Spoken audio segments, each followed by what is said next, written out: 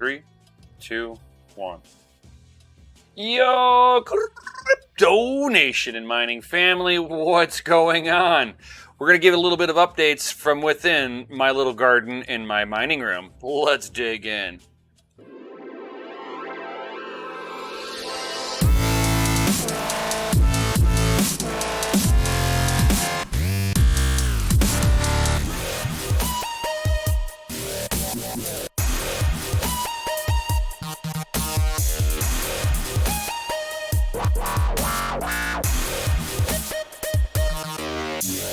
Yo, welcome to the little mining facility that I have in my house, guys.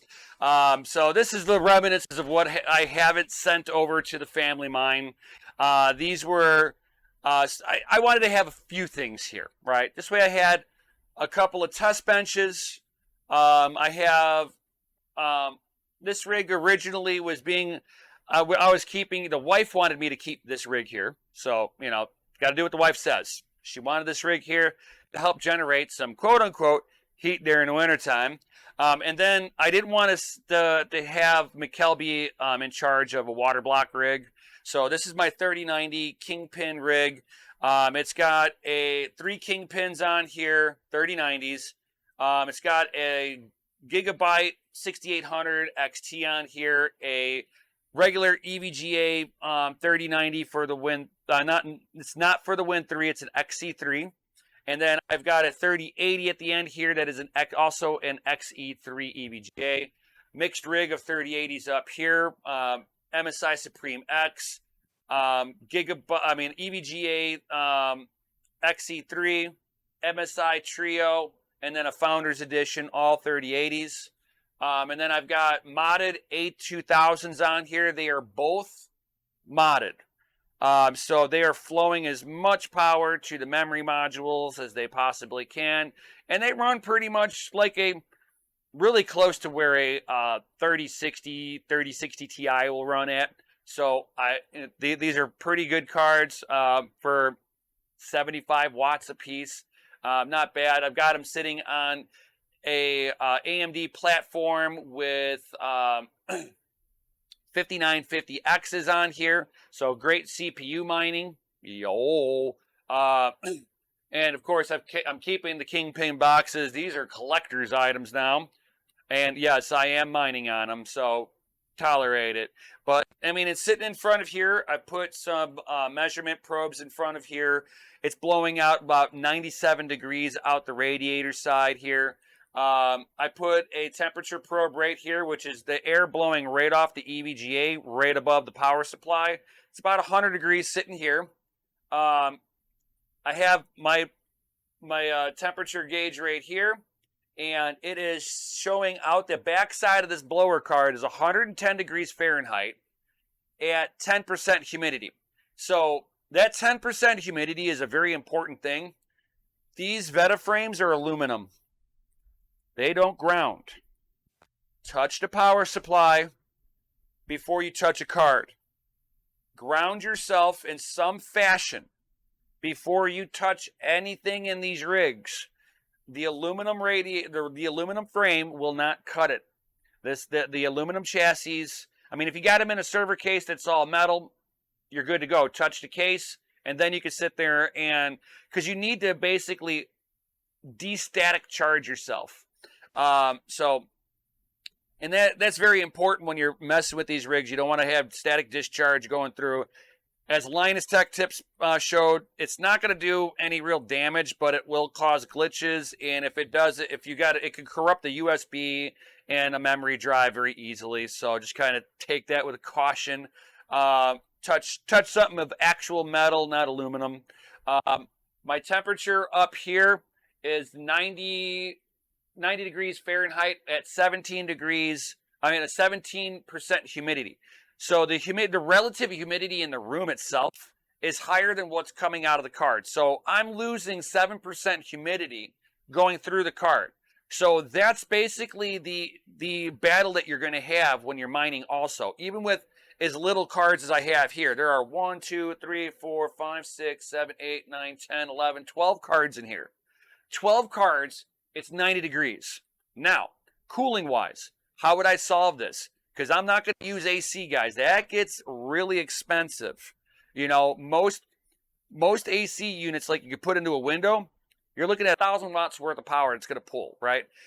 So the amount of heat that it's actually going to wick away is going to be good enough for this bottom rig with your 1,000-watt AC unit. So now you're going to look at a 12,000-watt AC unit. That gets even more expensive to buy that, right? And now you're talking about you're running as much power as getting into another rig, right? Just to try to cool it. I had a 1,000-watt unit in here, 10 GPUs, and 2 E3 Antminers. It was 100 degrees in here, and the AC unit was on full blast. It didn't even feel like it was working. So I scrapped that idea. So don't go after AC units, guys. It is not the solution.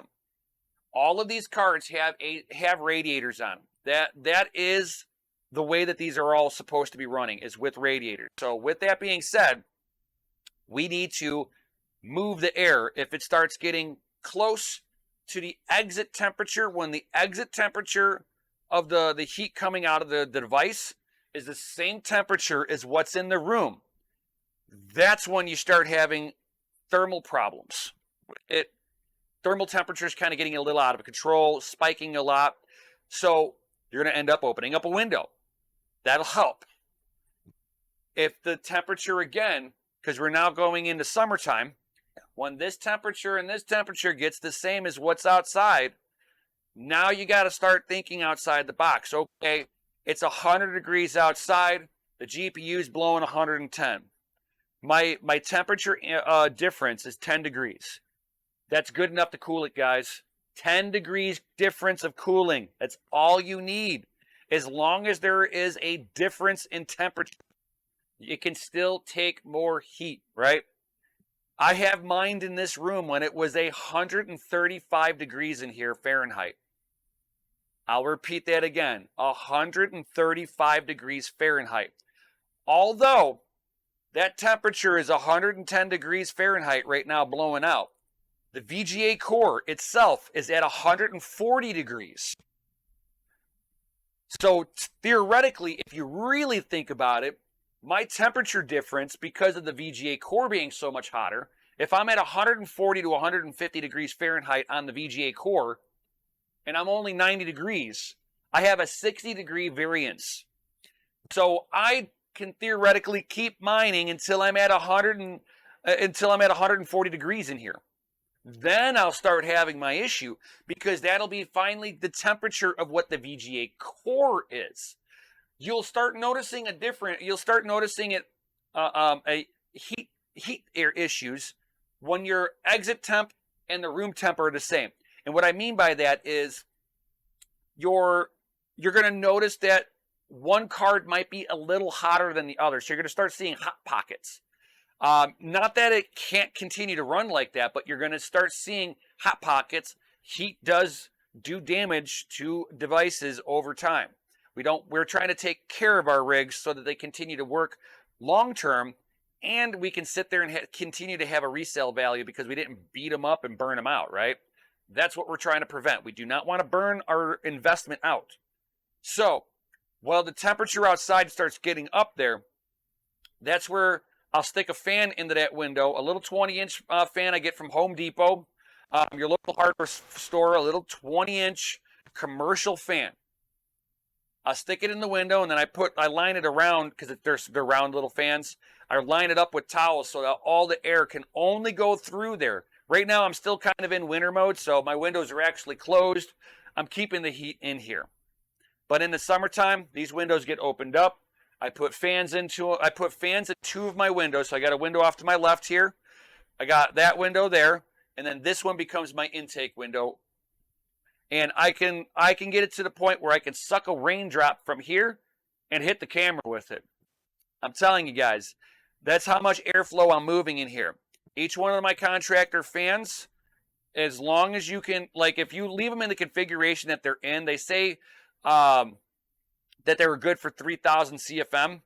Now, if you leave them in the configuration that they're in, there's no way that it's generating 3,000 CFM. But when you stick it in the window and then you line it with towel so that the air is all being directed forward, then you start picking up the CFMs. I do it in both windows, and whenever I calculated the measurement of this room with 2 fans at 3,000 CFM, so that's 6,000 CFM of air movement I'm pulling out of this room. I'm exchanging the air during the summertime 197 times a minute, or I'm sorry, 197 times an hour. I exchange all the air out of this room. So basically what I'm doing is I'm simulating airflow that you would normally have seen in a computer case. So if I can move that saturated heat out of here, I'm not going to have thermal problems. So that's all it is. And I was running 72 GPUs in here at 135 degrees in here.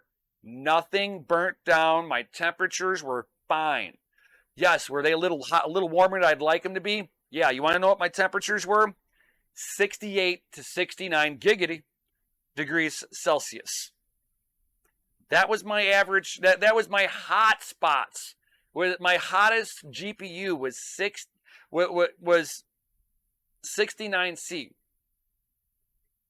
Because what I would end up doing in the summertime is I would pull just on my bigger cards, so my 3090s, pull a little power off of them. 3080s didn't do anything to them. My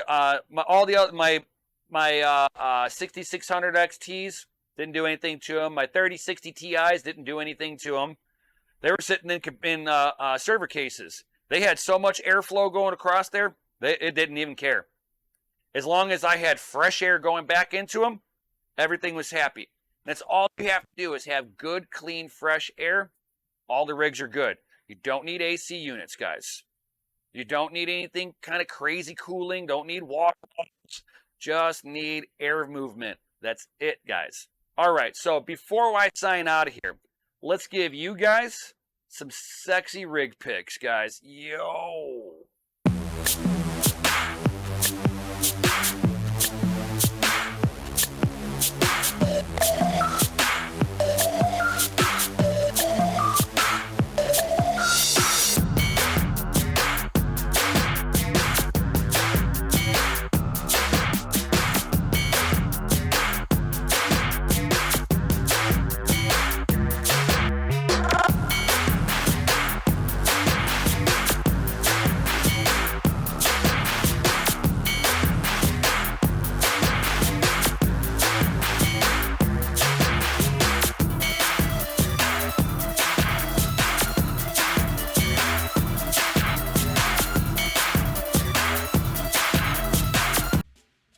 So again, I hope you guys find this stuff informative. I hope you find this helpful and, figuring it out. If you guys need help figuring out how much, CFM you need for the amount of heat load that you're bringing into, you could certainly message me in the Discord. Links down below.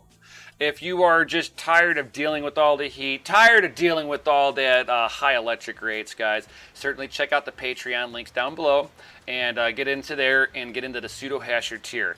This way you can bring your stuff over to the Family Mine, and me and Mikkel will host your gear for you for a small nominal fee, of course.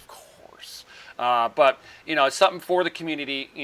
We're building this to help out you, the community. But we want to make sure that all of you get your VIP access to the facility, so certainly check out the links down below. Love to have you either be part of this Discord, which is free, guys, or be a part of the Patreon and get into the Pseudo Hasher tier. This way we can make sure that we have a spot for you designated on our shelves. So with that being said, guys, smash that lizardy like button, subscribe, hit the bell notification, all that good stuff. May your watts be low and your hash be high. We'll see you on the next one. Peace.